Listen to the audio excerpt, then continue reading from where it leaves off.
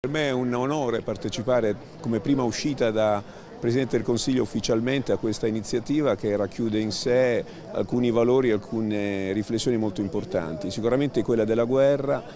la fine della guerra, e quindi qui all'Arapacis, dove ci sono centinaia di territori che sono stati calpestati e bagnati dal sangue dei soldati, a ricordo che la guerra è iniqua oltre che ingiusta. E poi è un piacere che questa sera il concerto sia dedicato al mio predecessore Ettore Romoli, che seppur è stato per un breve periodo Presidente del Consiglio, parla per lui la sua storia, la sua esperienza, la sua umanità e ci lascia come futuro per le attività del Consiglio che presiedo un'eredità esigente. Quindi doppiamente orgoglioso e fiero di rappresentare la nostra regione stasera qui a Medea.